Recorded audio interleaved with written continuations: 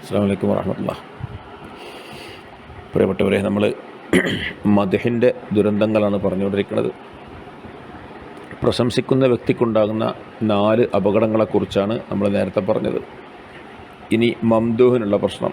നമ്മളൊരാളെ മദ്ഹ് ചെയ്യുമ്പോൾ, ഒരാളെ പ്രശംസിക്കുമ്പോൾ, ഈ പ്രശംസിക്കപ്പെടുന്ന വ്യക്തിക്ക് എന്തൊക്കെ അപകടങ്ങൾ വരുന്നുണ്ട്? അത് ഫയലുറുഹു മിൻ വജ്ഹൈൻ, 2 രീതിയിൽ അയാളെ പ്രയാസപ്പെടുത്തുന്നുണ്ട്. മംദൂഹിനെ, പ്രശംസിക്കപ്പെടുന്ന വ്യക്തിയെ 2 നിലക്ക് അപകടത്തിലാക്കുന്നുണ്ട് നമ്മുടെ പ്രശംസ. ഒന്നെന്തേശ അന്നഹു യഹ്ദുസു ഫീഹി കിബ്റൻ വ ഇഅ്ജാബൻ, അയാളിൽ കിബറും ഉജബും ഉണ്ടാക്കുന്നു. ഇതാണൊരു പ്രശ്നം. നമ്മൾ നേരത്തെ പറഞ്ഞതിൽ ഇത് പെട്ടിട്ടുണ്ട്. അഥവാ നമ്മളൊരാളെ പറ്റി ഇങ്ങനെ മദ്ഹ് ചെയ്യുമ്പം അയാളത് കേട്ടിട്ട് അയാൾക്ക് കിബർ ഇങ്ങനെ കൂടും, അയാൾക്ക് അഹംഭാവം കൂടും, ഞാനെന്ന ഭാവം കൂടും, ഞാൻ തരക്കടില്ല എന്ന ഭാവം കൂടും. ഇതിന് കാരണക്കാരനാരാ? നമ്മുടെ സംസാരം. അപ്പോൾ ഒരാളിൽ കിബറുണ്ടാക്കാനും ഉജബുണ്ടാക്കാനും കാരണമായി തീരുന്നു. ഒരാളിൽ കിബറും ഉജബും ഉണ്ടാകുന്നു എന്നുള്ളതാണ് അതിൻ്റെ പ്രശ്നം. രണ്ടാമത്തെ പ്രശ്നം ദാസാനിയത്തു ഇതാ ഉസ്നിയ അലൈഹി ബിൽ ഖൈർ, ഒരാളിൽ ഖൈർ കൊണ്ട് പ്രശംസിക്കപ്പെട്ടാൽ, ഒരാൾ നല്ലയാളാണ്, അയാൾ ചെയ്യുന്ന കാര്യങ്ങളൊക്കെ മാതൃകായോഗ്യമാണ്, ഭയങ്കര സംഭവമാണ് എന്നൊക്കെ ഒരാളെക്കുറിച്ച് മദ്ഹ് പറയുമ്പം റളിയഹു അൻ നഫ്സിഹി ബിദാലിക്, അയാൾ ഇഷ്ടപ്പെടും, സ്വന്തം നഫ്സിൻ്റെ കാര്യത്തിൽ ആ പ്രവർത്തനം കൊണ്ട് ഇഷ്ടപ്പെടും. നമ്മളെന്ത് ചെയ്യുന്ന ഒരാളെക്കുറിച്ച് ഏറ്റവും നല്ലവനാണ്, അവൻ ഖൈർ ചെയ്യുന്നയാളാണ്, അങ്ങനെയാണ് ഇങ്ങനെയാണ് പറഞ്ഞാൽ അയാളിപ്പം നടക്കുന്നൊരു ശൈലി ഉണ്ടാവുമല്ലോ, ആ മദ്ഹ് ചെയ്യപ്പെടുന്ന വ്യക്തി അതിനയാൾ സംതൃപ്തനാവും. അപ്പം ഞാൻ ചെയ്യുന്ന കാര്യങ്ങൾ തർക്കടില്ലല്ലോ, ഞാൻ ചെയ്യുന്ന തെറ്റൊന്നും അല്ലല്ലോ. ചിലപ്പോൾ എല്ലാ തെറ്റും ചെയ്യുന്ന ആളായിരിക്കും. അയാളെ പറ്റി നമ്മൾ ഇങ്ങനെ പറയുമ്പോൾ അയാൾ എന്ത് മനസ്സിലാക്കും? ഓ, ഞാൻ ചെയ്യുന്ന കുഴപ്പമൊന്നുമില്ലല്ലോ, കാരണം ഈ മൗലിയാരല്ലേ, ഈ തങ്ങളല്ലേ, ഈ ഖാദിയാരല്ലേ, ഈ നാട്ടിലെ ഈ കാരണവരല്ലേ എന്നെക്കുറിച്ച് ഇങ്ങനെയൊക്കെ പറയണം, അപ്പോൾ ഞാൻ മോശക്കാരനൊന്നുമല്ല എന്നയാൾ സ്വയം ചിന്തിക്കും. അപ്പോൾ സ്വന്തം നഫ്സിൽ തൻ്റെ ഈ ദുർനടപ്പ് കൊണ്ട് അയാൾ സംതൃപ്തി അടയും. അപ്പോൾ ഫനസിയ നുഖ്സാന നഫ്സിഹി, സ്വന്തം നഫ്സിൻ്റെ ന്യൂനത അയാൾ മറന്നുപോകും. ഫയഖില്ലു തശ്മീറുഹു ലിൽ ഖൈർ, ഖൈറിന് വേണ്ടിയുള്ള അധ്വാനം അയാൾക്ക് കുറയും.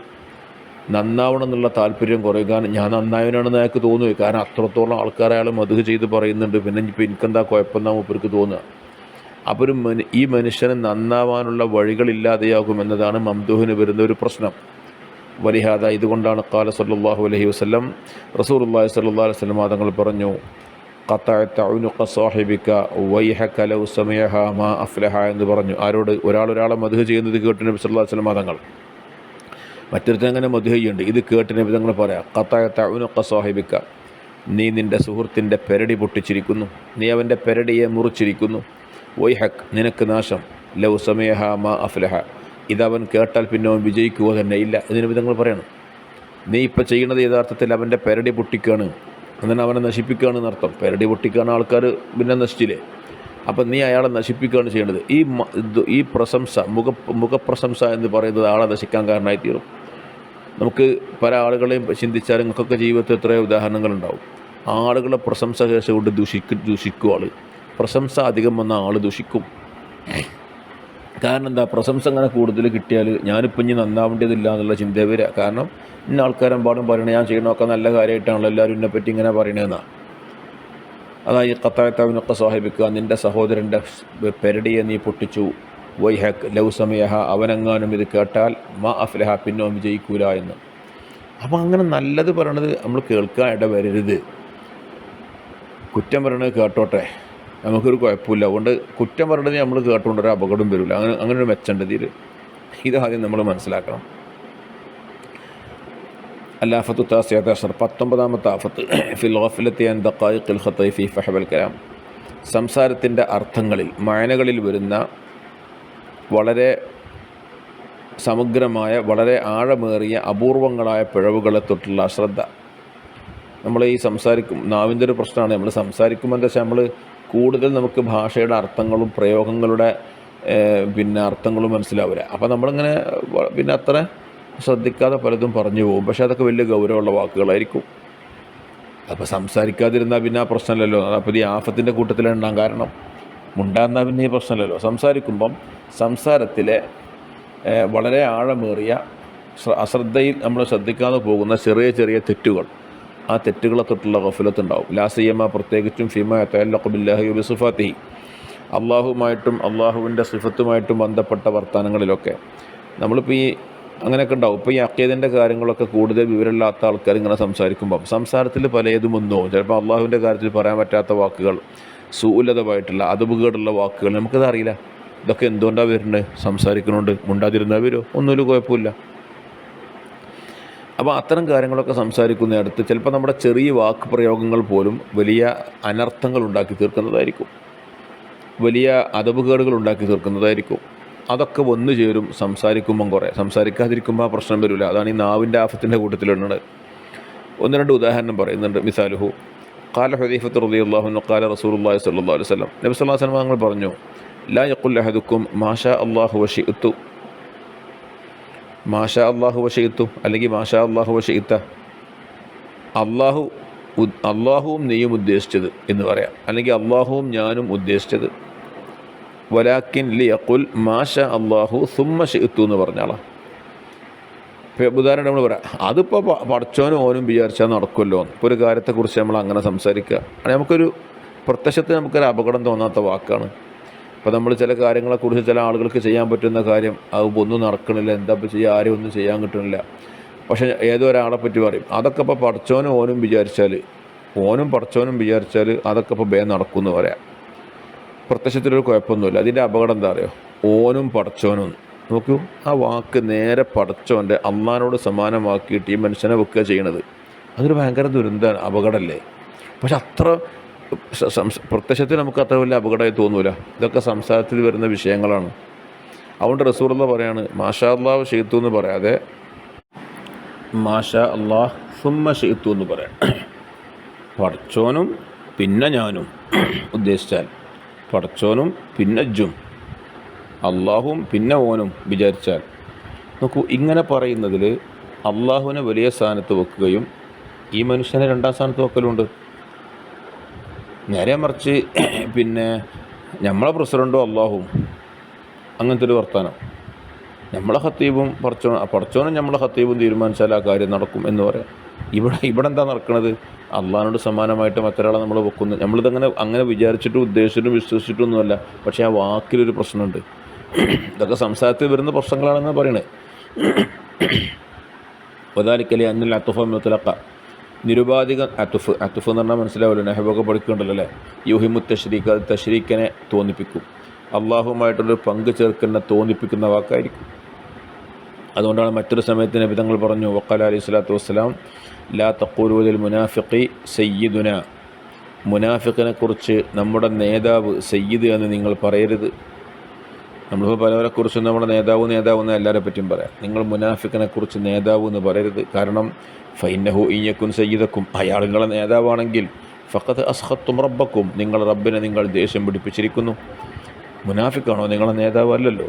അപ്പോൾ നമ്മൾ ആ വാക്കിൽ ഇപ്പോൾ നമ്മളെ വാർഡ് മെമ്പർ മുനാഫിക്കാണ്, അതുകൊണ്ട് ഇപ്പോൾ നമ്മൾ അങ്ങനെ അർത്ഥത്തിൽ നേതാവ് എന്ന് പറഞ്ഞതാണ്. എന്നാലും വാക്ക് ശ്രദ്ധിക്കണം എന്ന്. മുനാഫിക്ക് നിങ്ങളെ നേതാവാണെങ്കിൽ നിങ്ങൾ പടച്ചോനെ ദേഷ്യം പിടിപ്പിച്ചില്ലേ എന്നതിന് വിധങ്ങൾ ചോദിക്കുകയാണ്. നിങ്ങളെ നേതാവാകണം എങ്ങനെയാണ് മുനാഫിക്ക്? സംഗതി നേതാവ് എന്നുള്ള അർത്ഥത്തിന് ശരിയായിരിക്കും, പക്ഷേ ആ വാക്ക് അങ്ങനെ നേരെ ഉപയോഗിക്കുമ്പോൾ ചില അതബുകേടുകൾ, മര്യാദക്കേടുകൾ ആ വാക്കിൽ വന്നു ചേരുന്നുണ്ട് എന്നർത്ഥം. നബി തങ്ങൾ ഒരിക്കൽ പറഞ്ഞു, മങ്കാല, ഒരാൾ പറഞ്ഞാൽ അന ബരീഉം മിനൽ ഇസ്ലാം, ഞാൻ ഇസ്ലാമിൽ നിന്ന് ഒഴിവാണെന്ന് പറഞ്ഞാൽ, ഞാൻ ഇസ്ലാമായിട്ട് ബന്ധമല്ല എന്ന് പറയാം. അങ്ങനെയൊക്കെ ഇപ്പോൾ ചില ആളുകൾ പറയാൻ തുടങ്ങിയിട്ടുണ്ട്. ഫൈൻഖാന സ്വാദിഖൻ ഫഹുവ കമാ ഖാൽ, ഓൻ സത്യമാണ് പറയണതെങ്കിലോ പറഞ്ഞ മാതിരി തന്നെ, അങ്ങനെ തന്നെ ഓൻ ഇസ്ലാമായിട്ട് ബന്ധമല്ല, ഗാഫിറായി എന്നർത്ഥം. ഞാൻ നുണർന്നതാണെങ്കിൽ ഫൈൻഖാന കാദിബൻ, ഓൻ തമാശക്ക് വെറുതെ പറഞ്ഞതാണ്. അങ്ങനെയാണെങ്കിൽ ഫലൈസ യർജിഉ ഇലൽ ഇസ്ലാമി സാലിമൻ, അവൻ നല്ല നിലയ്ക്ക് ഇസ്ലാമിലേക്ക് തിരിച്ചു വരുന്നവനാകൂല. ഒരു കുഴപ്പം എന്തായാലും ഉണ്ട്. അപ്പോൾ അങ്ങനെ ഗൗരവമുള്ള വാക്കുകളാണ് ഇത്തരം സംസാരങ്ങളൊക്കെ. ഇതേപോലെ അൽ ആഫത്തുൽ ഉസ്റുൻ, 20ാമത്തെ ആഫത്ത്, സുആലുൽ അവാമി അൻ സിഫാത്തില്ലാഹി തആല, സാധാരണക്കാർ അള്ളാഹുവിൻ്റെ സിഫാത്തിനെക്കുറിച്ചും അള്ളാഹിൻ്റെ കലാമിനെക്കുറിച്ചൊക്കെ ചോദിക്കുക. വ അന്നഹ ഖദീമത്തുൻ വ ഹാദിസത്തുൻ, അത് ഖദീമാണോ ഹാദിസാണോ എന്നൊക്കെ സംസാരിക്കുക. വലിയൊരു പ്രശ്നമാണ് ഇപ്പോൾ ഇന്നത്തെ കാലത്തൊക്കെ ഉള്ളത്. എല്ലാവരും അഖീദൻ്റെ കാര്യങ്ങൾ ഇങ്ങനെ സംസാരിക്കുക. അതൊക്കെ തിരണമെങ്കിൽ അതൊക്കെ മനസ്സിലാകുന്ന ഒരു വിധാനത്തിലേക്ക്, ഒരു നിലവാരത്തിലേക്ക് എത്തുമ്പോഴല്ലേ. ഇല്ലെങ്കിൽ ഇതൊക്കെ മനസ്സിലാവുമോ? അപ്പോൾ നമുക്ക് ചെയ്യാത്ത കാര്യങ്ങളൊക്കെ നമ്മളിങ്ങനെ വലിയ ആൾക്കാരോട് സംസാരിക്കുക, എല്ലാ കാര്യവും അറിയണമെന്ന് വിചാരിക്കുക. ഇതൊക്കെ ഭയങ്കര പ്രശ്നമാണ്.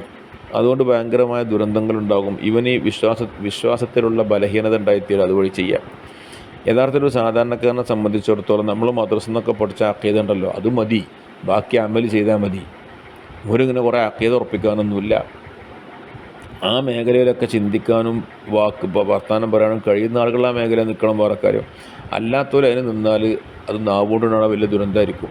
അപ്പോൾ നമ്മളിങ്ങനെ അള്ളാഹിൻ്റെ സിഫാത്തിനെ കുറിച്ച് കലാമ് ഖുർആൻ, കലാമ് ഹാദിസാണോ ഖദീമാണോ, ഇത്തരം ചർച്ചകളൊക്കെ അക്കീദങ്ങൾ ഉദ്ദേശിച്ച് പഠിച്ചിട്ടുണ്ടാവും. ഇതൊക്കെ ചർച്ച ചെയ്യാം. വഹുവ മിൻഹും ഫുദൂലുൻ, അവരിൽ നിന്ന് ഈ പ്രവർത്തനം ഫുദൂലിയാണ്, അനാവശ്യമാണ്. ബൽ മറിച്ച് ഹഖ്ഹും, സാധാരണക്കാർക്കുള്ള കടമ അൽ ഇസ്തിഗാലു ബിൽ അമൽ ദൂനൽ ഇൽമ്, അവർ അമൽ കൊണ്ട് അവർ അമൽ ചെയ്യുക, ഇൽമ കൊണ്ട് ശൂലാവില്ല. അത്തരം ഇൽമുകളിലേക്ക് അവർ പോകേണ്ട, ഓരോരുത്തർക്ക് ആവശ്യമുള്ള കാര്യങ്ങൾ പഠിച്ചാൽ മതി, ബാക്കി അമൽ ചെയ്യുക എന്നുള്ളതാണ് ഒരു സാധാരണക്കാരൻ്റെ ധർമ്മം. ലിഅന്നൽ അവാമ ഇദാ ഖാലൂ ഫിഹി, കാരണം സാധാരണക്കാർ അത്തരം വിഷയങ്ങളിൽ പ്രവേശിച്ചാൽ റുബ്ബമാഹുവ കഫറ, ചിലപ്പോൾ കുഫർ വരെ വല്ലതും വന്നു പോകും. വലായഷ്കറുന ബിദാലിക, അവരത് അറിയില്ല. നമ്മളറിയാതെ നമ്മൾ കാഫറായി പോയിട്ടുണ്ടാവും. ഈ വിശ്വാസ കാര്യങ്ങളൊക്കെ പ്രത്യേകിച്ചും അഖീദയുമായിട്ട് ബന്ധപ്പെട്ട കാര്യങ്ങൾ, അതിനെക്കുറിച്ച് സംസാരിക്കാൻ അറിയാതെ വെറുതെ ഇങ്ങനെ ഇടപെട്ട് സംസാരിക്കുക, നമ്മളെ വാക്കുകൾ ചിലപ്പോൾ കുഫർ സംഭവിക്കുന്ന വാക്കൊക്കെ വന്നു പോയിട്ടുണ്ടാവും, നമ്മളത് അറിയില്ല. വസുആലുഹും മിൻ ദാലിക, അവരതിനെക്കുറിച്ചൊക്കെ ചോദിക്കുന്നത് കസുആലി സാസത്തി അൻ അസ്റാരിൽ മുലൂക്കി, കസുആലി സാസത്തി, താഴേക്കടയിലുള്ള ഭരണീയർ ചോദിക്കുന്ന പോലെയാണ് രാജാക്കന്മാരുടെ രഹസ്യത്തെക്കുറിച്ച്. നമുക്ക് മനസ്സിലാവുന്നൊരു ഉദാഹരണം പറയണം. ഇപ്പോൾ അറബ് നാട്ടിലൊക്കെ ജീവിക്കുന്ന ആളുകൾ നമ്മളെ ഈ ഗ്രൂപ്പിലുണ്ടല്ലോ. ഇപ്പോൾ അവരൊക്കെ ഇങ്ങനെ അവിടുത്തെ രാജഭരണത്തിലെ ആൾക്കാരെക്കുറിച്ച് ഇങ്ങനെ ചോദിച്ചിട്ട് വല്ല കാര്യമുണ്ടെങ്കിൽ വല്ലതും പറഞ്ഞാൽ അവർക്ക് തിരിയോ ഉൾക്കൊള്ളാൻ കഴിയോ, എന്തിനാ പിന്നെ വെറുതെ ചോദിക്കാൻ നിൽക്കുന്നത് എന്ന പോലെ തന്നെയാണ്. ഒരു രാജാവിൻ്റെ കൊട്ടാരത്തിലെ രഹസ്യങ്ങളെക്കുറിച്ച് സാധാരണക്കാരനായ ഒരാൾ അന്വേഷിക്കുന്ന മാതിരിയാണ്. അള്ളാഹിനെക്കുറിച്ച്, അവൻ്റെ സിഫാത്തിനെക്കുറിച്ച്, അവൻ്റെ ഇൽമിനെക്കുറിച്ച്, കലാമിനെക്കുറിച്ച്, ഇതൊക്കെ എന്ത് ചെയ്യുക, ഒന്നും കാര്യങ്ങളുടെ ബേസുകളൊന്നും അറിയാത്ത ഒരാളിങ്ങനെ സംസാരിക്കുക, അത് ഭയങ്കര അപകടമാണ്. അതുകൊണ്ട് ഓന് പലപ്പോഴും ദീനിൽ നിന്ന് പുറത്തു പോകാൻ വരെ അത് കാരണമായി തീരും. അപ്പോൾ അത് ശ്രദ്ധിക്കണം. വഫിൽ ഹദീത്തിൽ വന്നിട്ടുണ്ട്, നഹാ റസൂലുള്ളാഹി സ്വല്ലല്ലാഹു അലൈഹി വസല്ലം അനിൽ ഖീലി വൽ ഖാൽ വകസറത്തി സുആൽ വഇളാഅത്തിൽ മാൽ. നോക്കൂ, നബി തങ്ങൾ വിരോധിച്ചു അനിൽ ഖീലി വൽ ഖാൽ, ഖീലയെ തൊട്ടും ഖാലയെ തൊട്ടും. ഖീലാർന പറയപ്പെട്ടു, ഖാലാർന പറഞ്ഞു. എന്താ വെച്ചാൽ അങ്ങനെയുള്ള ഓരോ കാര്യം മനസ്സിലാക്കൽ. ഓൻ പറഞ്ഞു, ഇവിടുന്ന് കേട്ടു, മറ്റൊടുത്ത് അങ്ങനെ കേട്ടു, ഇവിടുന്ന് പറയപ്പെട്ടു. ഒരു ഓതൻറ്റിസിറ്റിയുമില്ലാത്ത സംസാരങ്ങളും വിവരങ്ങളും നമ്മൾ എന്ത് ചെയ്യും, വലിയ വിവരമായിട്ട് ഇങ്ങനെ കൊണ്ടുനടക്കും. ആരോ ഇവിടുന്നോ കേട്ട്, പൗതി കേട്ട്, ബാക്കി നമ്മൾ കൂട്ടി അവിടുന്ന് കേട്ടോലോ, ഇവിടുന്ന് പറഞ്ഞോലോ. ഇതാണ് ഖീലിയും ഖാലിയും. ഇത് നബി തങ്ങൾ വിരോധിച്ചു. നമ്മളൊരു കാര്യം വിശ്വസിക്കുന്നുണ്ടെങ്കിൽ അത് പിന്നെ അതിൻ്റെ ഒരു അതോറിറ്റിയിൽ നിന്ന് കിട്ടുന്ന ഒരു സംഗതിയായിരിക്കണം. അത്ര ഓതൻറ്റിസിറ്റിയുള്ള ഒരാളിൽ നിന്ന് കേട്ടതായിരിക്കണം. അവിടുന്ന് ഇവിടുന്ന് കേട്ടോ പറഞ്ഞൊക്കെ ഇങ്ങനെ പറയാം, അത് വിശ്വസിക്കുക. മറ്റൊന്ന് കസറത്ത് സുആൽ, ചോദ്യം അധികരിക്കുക. അതും നബി തങ്ങൾ വിരോധിച്ചത്. അങ്ങനെ ചോദിക്കന്നെ ആവശ്യമുള്ളത് ചോദിക്കേണ്ടതല്ല ഈ പറഞ്ഞതിൻ്റെ അർത്ഥം. വെറുതെ അനാവശ്യ കാര്യങ്ങൾ ഇങ്ങനെ ചോദിച്ച് നടക്കുക. വഇളാഅത്തിൽ മാൽ, മുതൽ നഷ്ടപ്പെടുത്തുക. ഇതൊക്കെ നബി തങ്ങൾ വിരോധിച്ചു. അപ്പോൾ ഇതൊക്കെ നാവിൻ്റെ ആഫത്തുകളാണ്. അതും 20 ആഫത്തുകളാണ് പറഞ്ഞു വെച്ചത് വയലൽ ജുമല. അപ്പോൾ മൊത്തത്തിൽ ഇസ്തിഖാലുന്നാസ്, ജനങ്ങൾ ശോലാവൽ. ഇപ്പോൾ ഉദാഹരണം, ബി അനൽ ഹുറൂഫ ഖദീമത്തുൻ ഹാദിസ, ഖുർആൻ്റെ ഹർഫുകൾ ഖദീമാണോ ഹാദിസാണോ എന്നൊരു ആൾക്കാർ ചർച്ച ചെയ്യൽ. ഏതുപോലെ, അത് കമൻ കതബ ഇലൈഹിൽ മലിക്കു, ഒരു രാജാവ് ഒരു കത്തെഴുതി. ഒരു ഉദാഹരണം പറഞ്ഞ് നോക്കണം കേട്ടോ. അപ്പോൾ നമ്മളിപ്പം ഖുർആനെ കുറിച്ച് ഭയങ്കര ചർച്ച, അത് ഹാദിസാണോ ഖദീമാണോ, ഒരു കാലത്ത് നമ്മളെ നാട്ടിലുണ്ടായിരുന്നൊരു ചർച്ചയാണിത്. ഒരു സാധാരണക്കാരനെ സംബന്ധിച്ചിടത്തോളം എന്താ ഇപ്പോൾ ചർച്ചയിലൊക്കെ പ്രസക്തിയുള്ളത്? ഒന്നുമില്ലല്ലോ. ഇവിടെ നടക്കുന്ന എന്താണ്, അള്ളാഹു നമുക്കൊരു സന്ദേശം നൽകി വിശുദ്ധ ഖുർആനിൽ. എന്നിട്ട് ആ അള്ളാഹുവിൻ്റെ കത്താണുള്ള ഖുർആന്. അപ്പോൾ നമുക്കൊരു രാജാവ് കത്തെഴുതി. ആ കത്തിൽ എന്തൊക്കെയോ കാര്യങ്ങളുണ്ട്, നമുക്ക് ചെയ്യാനുള്ള കാര്യങ്ങളും അയാളെ വാഗ്ദാനങ്ങളും പലതും ഉണ്ട്. നമ്മൾ ആ കത്തിൽ പറഞ്ഞ കാര്യം എന്താണെന്ന് മനസ്സിലാക്കാതെ ഈ പേപ്പർ ഖദീമാണോ, ഈ മഷി ഖദീമാണോ, ഈ എയ്ത്ത് ശരിയാണോ, ഇത് അയാൾ ഇവിടുന്ന് പഠിച്ചതാണ് ഈ എയ്ത്ത്, ഇത്തരം ചർച്ച ചെയ്ത് ഇങ്ങനെ പോയാൽ അങ്ങനെ ഉണ്ടാവും. ആ കത്തിൽ പറഞ്ഞ കാര്യം വായിക്കുകയോ ഉൾക്കൊള്ളുകയോ ചെയ്യുകയോ ചെയ്യാതെ മറ്റു കാര്യങ്ങളിലേക്ക് ഇങ്ങനെ ശോലാവുക. ഇതേപോലെയാണ് വിശുദ്ധ ഖുർആൻ അള്ളാഹു നമുക്ക് നൽകിയ ഗ്രന്ഥമാണ്. അതിൽ കുറേ കാര്യങ്ങൾ പറഞ്ഞിട്ടുണ്ട്. അത് നമ്മളെ മനസ്സ് നന്നാവാനും നമ്മുടെ നമ്മുടെ അമൽ നന്നാവാനും അങ്ങനെ നമ്മൾ സ്വർഗത്തിലേക്ക് അർഹരായി തീരാൻ വേണ്ടിയുള്ളതാണ്. അതിനൊന്നും ഒഴിവില്ല. ഇങ്ങോട്ട് പറിച്ച അള്ളാഹിൻ്റെ കലാം അതെങ്ങനെയാണ്, കലാമിന് ഖദീമാണോ ഹാദിസാണോ, ഈ പേപ്പർ ഖദീമാണോ കടലാസ് ഖദീമാണോ, ഈ ചർച്ച ചെയ്ത് പോവുക. ഭയങ്കര അപകടമല്ലേ അതൊക്കെ? ബുദ്ധിശൂന്യമല്ലേ ആ കാര്യം?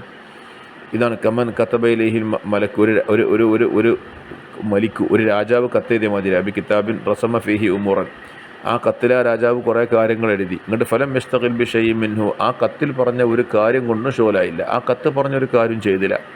വളയ്യ സമാനഹു, ഇങ്ങോട്ട് വെറുതെ സമയം ഇങ്ങനെ നഷ്ടപ്പെടുത്തി. ഏത് കാര്യത്തിൽ നഷ്ടപ്പെടുത്തി? ഫി അന്ന ഖിർത്താസൽ കിതാബ് ഖദീമുൻ ഔ ഹാദിസുൻ, ഈ കത്ത് എഴുതിയ പേപ്പർ പഴയതാണോ പുതിയതാണോ എന്നൊക്കെ ചർച്ച ചെയ്ത് കാര്യം എന്താ ചോദിച്ചാൽ, ഈ കത്ത് വായിച്ച് എന്താ ഈ പറഞ്ഞത്, ആ കാര്യം ചെയ്തിട്ട് രാജാവിൻ്റെ അടുക്കൽ പിന്നെ സംതൃപ്തിയുള്ള ആളായി മാറാൻ നോക്കല്ല ചെയ്യണത്, മറ്റു ചർച്ചകളിലേക്ക് നീങ്ങാണ്. എന്ന പോലെ ഖുർആനിൽ അള്ളാഹു നമുക്ക് കർമ്മം ചെയ്യാൻ വേണ്ടിയാണ് പലതും തന്നിട്ടുള്ളത്. അത് ഉൾക്കൊള്ളാനും അത് ജീവിതത്തിൽ പകർത്താനും ആ ടേസ്റ്റ് ഉൾക്കൊണ്ടുകൊണ്ട് ജീവിക്കാനുമാണ് ഖുർആൻ. എന്നിട്ട് പിന്നെ മറ്റു പല അനാവശ്യ ചർച്ചകളിലേക്കും പോയിട്ട് നമ്മളെ സമയം നഷ്ടപ്പെടുത്തുക. അപ്പോൾ ഫയസ്തഹിഖുൽ ഉഖൂബത മിൻഹു, അത് കാരണമോ ശിക്ഷക്ക് അർഹനായിത്തീരും, ലാ മഹാല, ഒരു സംശയവുമില്ല. അപ്പോൾ നമ്മൾ നിസ്സംശയം ശിക്ഷക്ക് പിന്നെ വിധേയരാകുന്ന കാരണങ്ങളായിട്ട് ഇത് മാറുകയാണ്. അപ്പോൾ ചുരുക്കി പറഞ്ഞാൽ നമ്മൾ 20 കാര്യങ്ങൾ പറഞ്ഞു, നാവ് കൊണ്ടുള്ള ആഫത്തുകൾ. ഇനിയും അങ്ങനെ കുറേ എണ്ണി പറയാനുണ്ടാവും. വളരെ പ്രധാനപ്പെട്ട 10 രൂപ ഇവിടെ എണ്ണിന്ന് മാത്രം. നമ്മുടെ വലിയ രീതിയിലും കൂടുതലുണ്ടാവും കാര്യങ്ങൾ. അപ്പോൾ ഇതൊക്കെ ചിലതൊക്കെ അങ്ങോട്ടും ഇങ്ങോട്ടുമൊക്കെ ഒരുപോലെ പറയാൻ പറ്റുന്നതും മറ്റുമൊക്കെ ഉണ്ടാവും. പക്ഷെ അപ്പോൾ സംസാരം എന്ന് പറയുന്നതിന് ഇത്ര വലിയ അപകടങ്ങൾ സംസാരത്തിലൊക്കെ ഉണ്ട്. സംസാരം പൊതുവെ കുറച്ചിട്ടേ അത്രയും നന്നു. അതാണ് മങ്കാന യുമിനു ബില്ലാഹി വൽ യൗമിൽ ആഖിരി ഫല്യഖുൽ ഖൈറൻ ഔ ലിയസ്മുത് എന്ന് നബി തങ്ങൾ പറഞ്ഞല്ലോ. ഒന്നുകിൽ ഖൈർ പറയാ, അല്ലെങ്കിൽ മുണ്ടാതിക്കുക. മുണ്ടാതിരുന്നുകൊണ്ട് അപകടം വരില്ല, മുണ്ടിയാലാണ് അപകടം വരിക. മുണ്ടുമ്പോൾ എന്ത് ചെയ്യണം? ഈ പറഞ്ഞ ആഫത്തൊക്കെ ശ്രദ്ധിച്ചുകൊണ്ട് നമുക്ക് സംസാരിക്കാൻ സാധിക്കണം. ഇതൊക്കെ പറയാൻ വളരെ സുഖമുള്ള വിഷയമാണ്. പറയുന്ന ഞാനോ കേൾക്കുന്ന നിങ്ങളോ ഒക്കെ നമുക്കൊക്കെ ഇത് പറയാൻ നല്ല സുഖമുള്ള സംഗതിയാണ്. ഇതൊക്കെ ജീവിതത്തിൽ പകർത്തുക, നമ്മുടെ സംസാരം ഇങ്ങനെ ആക്കി തീർക്കുക എന്നുള്ളത് കുറച്ച് പ്രയാസമുള്ള കാര്യമാണ്. പരമാവധി ജീവിതം നമ്മൾ ഇതുപോലെ നമ്മുടെ നാവിനെ പരമാവധി നമ്മൾ നിയന്ത്രിച്ചുകൊണ്ട് സൂക്ഷിച്ചുകൊണ്ട് ജീവിക്കാൻ നമ്മളൊക്കെ തയ്യാറാവുക. ഇൻഷാ അല്ലാഹ് ഈ ബാബോട് അവസാനിക്കുകയാണ്. വസല്ലല്ലാഹു അലാ സയ്യിദിനാ മുഹമ്മദിൻ വ ആലിഹി വസല്ലം. ഇനി നമ്മൾ അടുത്ത ബാബാണ് തുടങ്ങാണ്ടാകുക. അസ്സലാമു അലൈക്കും വറഹ്മത്തുള്ളാഹി